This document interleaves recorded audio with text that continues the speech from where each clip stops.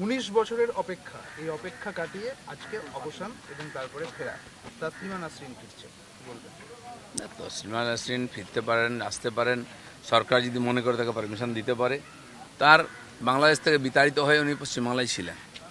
যারা বাংলা বাংলা করেন, ওপার বাংলা থেকে টেররিস্ট থেকে আরম্ভ করে সেলিব্রিটি অনুপ্রবেশকারী নিয়ে আসেন, তারা তসলিমা নাসরিনকে কোনোদিন জায়গা দেননি।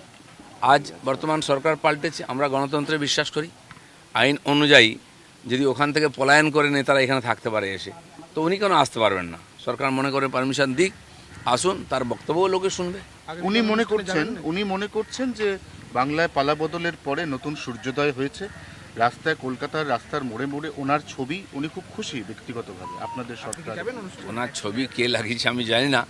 কেউ যদি ওনাকে একজন উনি বিখ্যাত ব্যক্তি, তাকে ডেকে কোনো প্রোগ্রাম করায়, সারা দুনিয়ার বিচ্ছিন্নতাবাদীরা, কাশ্মীরের টেররিস্টরা এসে বাংলায় প্রোগ্রাম করতে পারে, তো উনি কেন আসবেন না?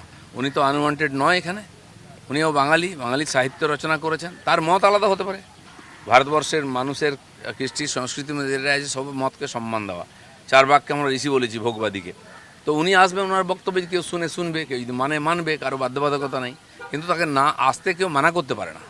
দাদা, 3 তারিখে ব্রাজিলের সঙ্গে, ভারত বনাম ব্রাজিলের এবারের বিশ্বকাপের অন্তত 4-5 জন তারকাও সেখানে খেলবেন।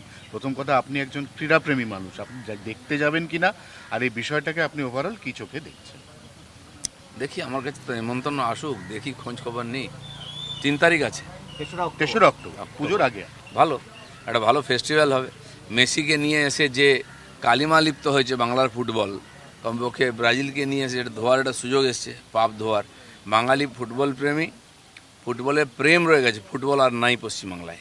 আমি সেদিন খেলা দেখতে গেছিলাম, ডুরান্ড কাপ ডার্বি ম্যাচে মোহনবাগান ইস্টবেঙ্গল বসে খেলছিল। আমরা স্টেডিয়ামে দেখে এটাই প্রথম আলোচনা ছিল, এই দুটো বাঙালি ক্লাব খেলছে, কজন বাঙালি আছে প্লেয়ারের মধ্যে? 2-3 জনের বেশি নাম পাওয়া গেল না। আমি তো এদের নিয়ে অত খোঁজ রাখি না। তো এই হচ্ছে বাঙালির ফুটবল, যেখানে বাঙালিই নাই। আমি আশা করব ব্রাজিল আসুক, আর্জেন্টিনা আসুক, বাংলার ফুটবলের জন্য যেন কিছু হয়। খেলার কথা যখন উঠলই, হুমায়ুন কবির মোহামেডান স্পোর্টিং ক্লাবের সভাপতি হওয়ার পর 1.5 কোটি টাকার চেক দিয়েছিলেন, ওই চেকটি বাউন্স হয়ে গেছে। মানে 3বার চেক দিয়েছে 50 লক্ষ টাকা করে, 3বারই 3টে 50 লক্ষ চেক বাউন্স হয়ে গেছে হুমায়ুন কবিরের দেওয়া চেক। যাই হোক, হুমায়ুন কবিরের ইতিহাস যারা জানেন তারা অবাক হবেন না এটা নিয়ে।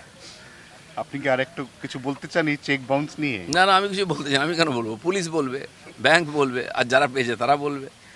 বাউন্স তো উনি নিজেই সবসময় বাউন্স হতে থাকেন, চেক তো সাধারণ ব্যাপার।